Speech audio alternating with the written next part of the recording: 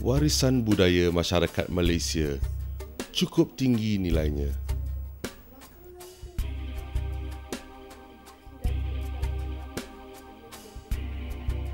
Seni kraftangan tekad telah bertapak di tanah Melayu sejak lama dahulu dan ia menjadi satu warisan yang cukup berharga sehingga kini. Seni tekad termasuk dalam jenis tekstil yang dihasilkan dengan cara menyulam benang emas ke atas kain dasar daripada jenis baldu. Asal-usul dan perkembangan tekad secara langsung dikaitkan dengan kegunaan pakaian dan kelengkapan keluarga raja-raja atau istana.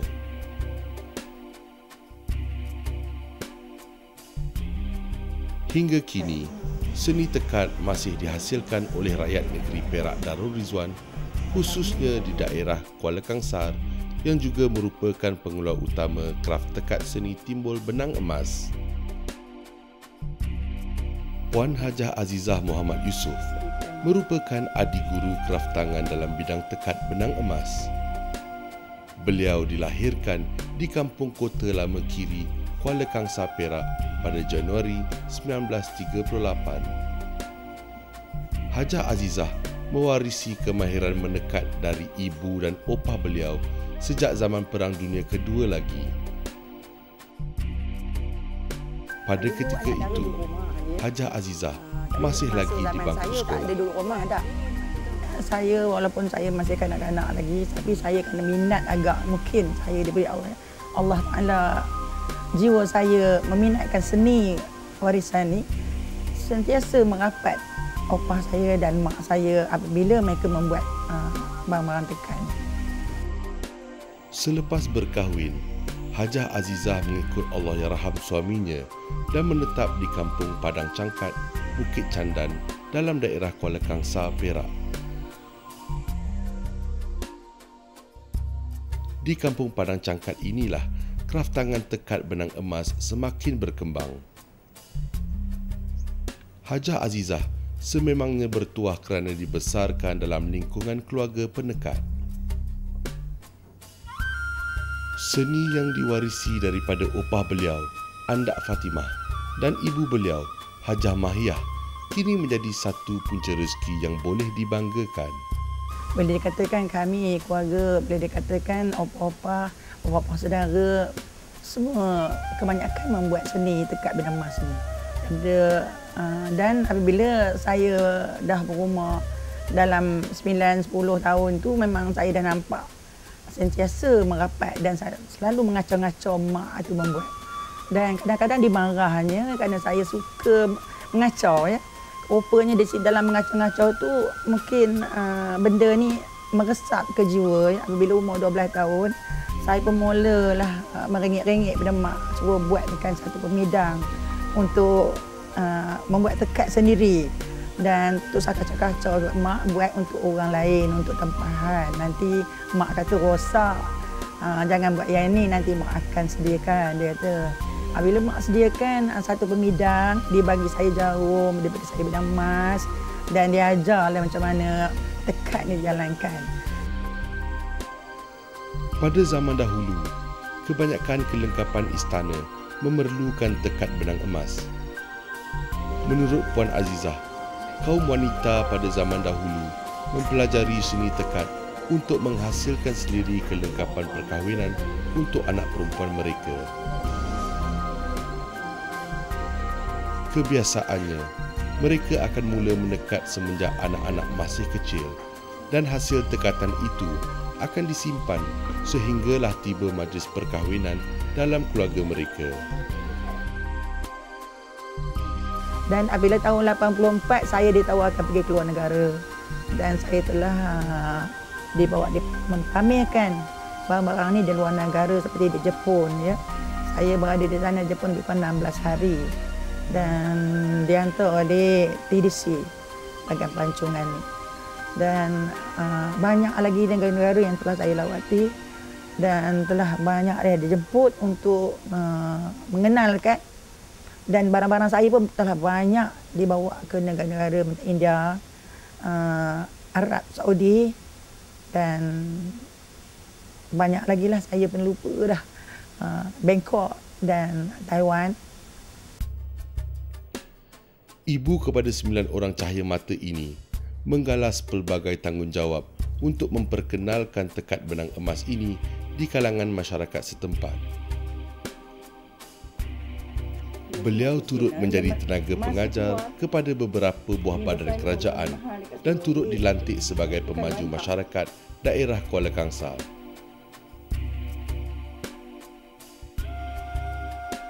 Minat yang cukup mendalam dalam bidang jahitan dan sulaman membolehkan Hajah Azizah untuk benar-benar serius berkecimpung dalam bidang tekatan benang emas ini.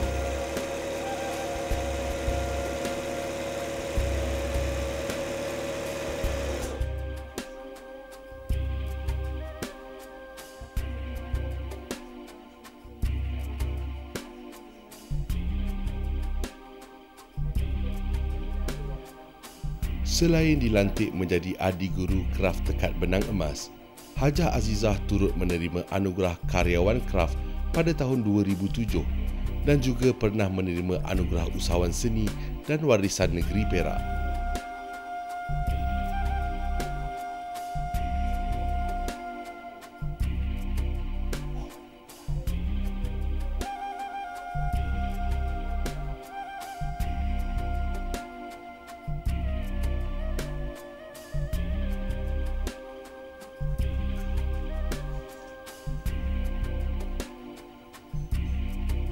Pengiktirafan yang diberikan kepada beliau bukanlah alasan untuk mendabik dada, malah dianggap sebagai satu tanggungjawab besar yang harus digalas bagi memartabatkan seni warisan tekad benang emas ini.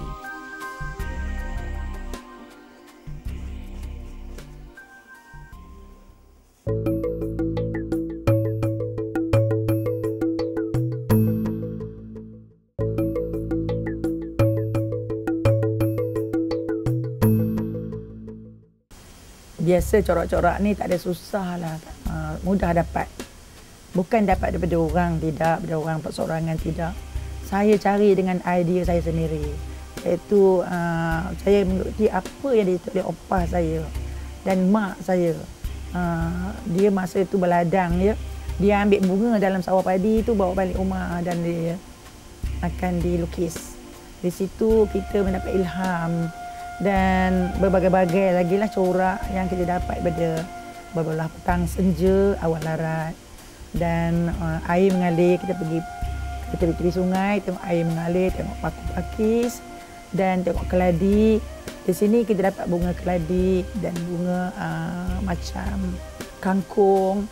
Di sini kita dapat bunga kangkung. Ataupun kita pergi ke kolam-kolam kan, kita pergi nampak bunga teratai. Berbagai-bagai lah kita boleh buat. Tak payahlah kita nak beli ke bunga tu. Sekarang orang sekarang beli kan, beli kat kedai dengan harga yang terlalu tinggi, tapi saya tidak. Saya buat dengan cara idea saya sendiri. Menekat bukanlah satu kerja yang mudah. Ia memerlukan kesabaran dan ketekunan yang tinggi bagi menghasilkan tekad yang berkualiti.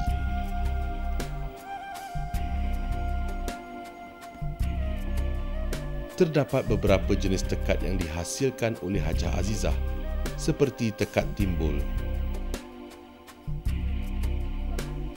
tekad mesin, tekad galang, tekad manik, tekad gameng, tekad bertindih, tekad gubah dan tekad sambau.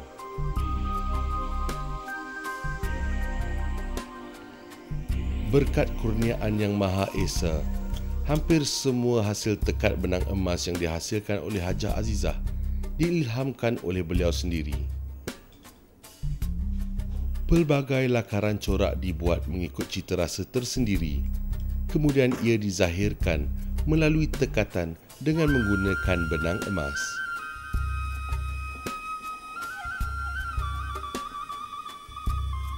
Kebanyakan pelanggan mereka lebih kepada corak yang berasaskan bunga yang tradisional lah.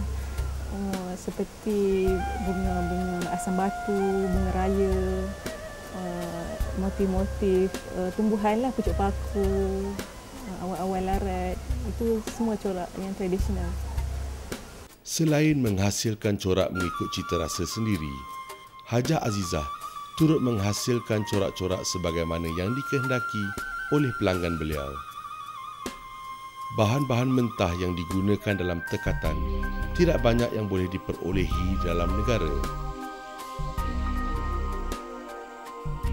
Hajah Azizah mengakui ada kalanya ketidakseimbangan ekonomi dunia turut menjejaskan bekalan-bekalan seperti kain baldu dan benang emas.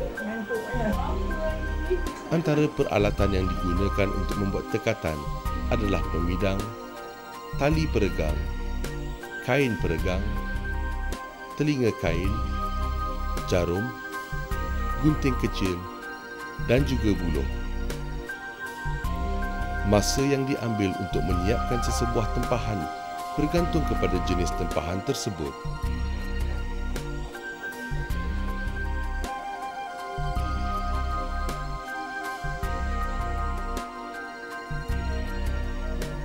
Sepasang kipas dan sebiji cushion boleh disiapkan dalam masa 2 minggu. Dulu kita buat untuk hiasan dalaman pengantin dan hiasan itu saja. Sekarang telah dipopularkan lebih banyak lagi, macam cebek ya, untuk tutup kursi dan berbagai lagi lah untuk alas makan ya, meja, dan dah diperbanyakkan, dah diperbagaikan tekad ni. Macam tutup istana teko ya, Sultanah Kedah. Dalam menempah kat saya, mereka telah memberi pada saya tolong buatkan satu tutup teko bersalutkan benang emas dengan baju, dan saya telah buat. Dan satu lagi untuk minuman panas, kelas air panas telah dibalutkan dengan tekad benang emas, dan banyak lagi lah yang telah diubah sesuai. Macam baju pun dah masuk dalam majalah fashion ya, mana yang telah dibuat di Shangri-La, telah dibuatkan baju sulam tekad benang emas. Dan di sini bezanya, dulu dia cuma untuk hiasan pengantin saja, sekarang tidak. Dia buat kepada macam baju Chancellor University dan baju Dewan Undangan Negeri, dibuat daripada tekad benang emas. Industri pembuatan tekad benang emas telah mengalami perkembangan yang cukup bagus di kalangan masyarakat tempatan. Jika dahulu, tempahan yang diterima agak terhad kepada orang-orang kenamaan, kini dengan adanya tekad yang menggunakan mesin, harga hasil tekad yang lebih murah boleh diperolehi. Ini membolehkan pelbagai golongan masyarakat untuk turut memiliki dan menghargai kehalusan seni tekad benang emas ini. Kita boleh tahu, boleh beza. Bahawa kita boleh beza yang berkualiti, yang tak berkualiti, memang boleh. Kita buat mana-mana pergi, kalau ada pameran, ada apa, saya sebagai wakil untuk jadi hakim, untuk memastikan benda itu betul-betul berkualiti. Itu baru dia susunan benang, dia punya pahat dan tak bergedut, tak nampak dia punya kaki, ujung dia. Banyak berbagai lagi lah. Itu yang untuk kita memastikan benda ni betul-betul berkualiti. Baru boleh kita letak dengan harga yang tinggi. Orang pun tak ada komen apa dah. Okey, kata berapa ribu-ribu yang terima. Terdapat beberapa petua yang masih diamalkan oleh Hajah Azizah sehingga kini. Seseorang penekat tidak boleh menyentuh garam dengan menggunakan tangan kerana dikhawatiri kemasinan garam tersebut akan menjadikan warna benang emas tersebut pudar dan tidak bersinar. Sebaliknya, adalah digalakkan untuk sentiasa bermain dengan beras kerana beras dipercayai mampu untuk melembutkan tangan. Tak nak berbanyak-banyak ya.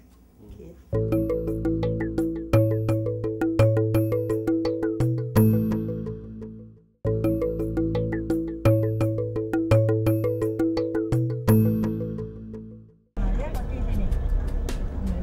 Kebanyakan penduduk di kampung Padang Cangkat ini mempelajari seni tekatan daripada Hajah Azizah.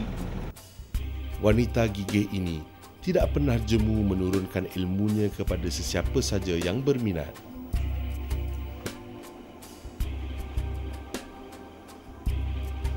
Hasil sumbangan beliau sedikit sebanyak turut membantu masyarakat tempatan dalam meningkatkan keuangan mereka. Kak mula belajar ni ketika remaja lah, ketika lepas waktu sekolah kan, dah habis sekolah SPM, mengikuti kelas Puan Hajah lah. Masa tu dia mengadakan bengkel lah dekat Dewan masa tu.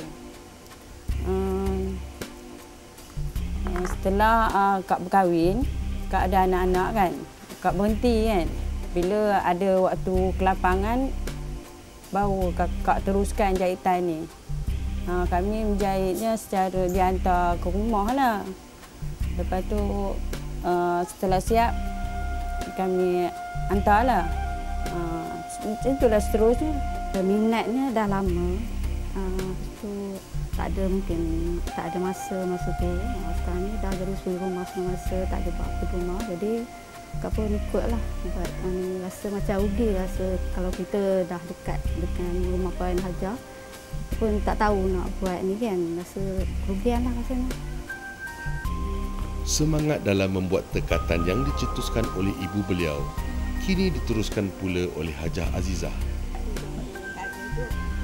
Ibunya yang kini berusia hampir 100 tahun itu menguatkan lagi semangat Hajah Azizah untuk terus mendidik generasi muda untuk mencintai seni tekat benang emas ini. Luasa ya, supaya tekat ni tidak luntur dan tidak hapus dan tidak orang kata ditelan zaman ya. Hajah Azizah dilihat sebagai seorang wanita yang tidak berputus asa dan kegigihan beliau cukup dikagumi oleh sesiapa yang mengenali beliau. Masa dulu tak ada mana ajar dia. Dia ngacau aku je kita. Dia kacau. Dia tengah kecil-kecil dulu. Ngacau. Dia marah dia. Marah lama-lama je. Dia dah besar je. Sendiri pandai dia. Dia saja je dia tengok berpindang tu kadang ni. Duduk sini. Kita marah kan. Dia buat juga lah. Kita lama-lama tu.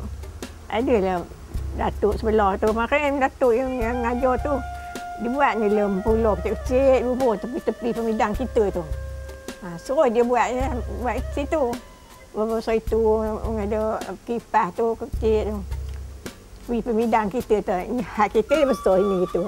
Hak dia tepi tu ada yang bubur kosong tu. Bubur situ. Suruh dia buat situ. Tidak dia ngacau kita ni. Hajah Azizah menjadi model kepada wanita Melayu yang betul-betul ikhlas meneruskan seni warisan bangsa ini. Pelbagai pahit manis ditempuhi, namun setiap masalah yang datang dikutip menjadi peluang berharga buat beliau dalam meneruskan seni tekatan ini. Dia buat kerja sungguh lah. Sampai tak tidur malam, sampai pernah tidur di atas jahit. Macam saya tengok mak saya dia banyak menyumbang. Dia pun dulu kerja dalam kemas, jadi banyak bergaul dengan masyarakat. Jadi banyak kenalan kan. Dia banyak kenalan dengan orang-orang penama apa semua kan. Jadi bila banyak kenalan ni kita banyak pelanggan kan. Jadi orang kata kontak tu memang ada lah. Daripada situ saya tengok mak saya dia bekerja keras jugalah, mengambil tempahan apa semua daripada pelanggan dan pelatih lagi, mengajar cara-cara menjahit tekad ni kan. Dia teliti tentang jahitan tu, dia nak kemas cantik. Lepas tu dia banyak petua-petua diturunkan kepada akak lah, sebab benda ni dia macam sensitif sikit pada air. Kalau tangan kita berpeluh tak boleh sentuh benang tu. Banyaklah petua yang dia ajar. Yalah, dia ni memang usaha gigih lah dalam kalau dia buat hati-hati kerja tu, dia buat sungguh-sungguh. Ketekunan dia tu, kita pun tak boleh nak ikut lah cara dia tu. Minat dia pun mendalam lah tentang tekad ni. Dalam usia emasnya, Hajah Azizah mengharapkan kesinambungan ilmu tekatan ini agar terus disayangi dan diwarisi bukan saja di kalangan ahli keluarganya, malah oleh sesiapa saja. Biarpun hasil kerja tangan ini cukup rumit, namun ia mengajar erti kesabaran yang tidak terhingga. Malah, hasil daripada tekatan ini mampu menjadi sumber rezeki yang boleh dibanggakan. Supaya kita turunkan benda ni supaya jangan pupus. Itu harapan saya. Kerana saya takut dan orang kata bimbang, seni kita ni telah orang kata negara makin lama maju makin hilang. Kerana orang kita anak kita Malaysia ni, Melayu ni kebanyakan suka dengan cara cepat, mudah ya. Di sini yang satu yang saya rasa risau, takut pupus di kementerian itu. Tekad benang emas, warisan bangsa yang cukup halus seninya. Semoga hasil kerja tangan yang cukup halus ini akan diteruskan untuk dibawa bersama dalam menjengah kemodenan dunia.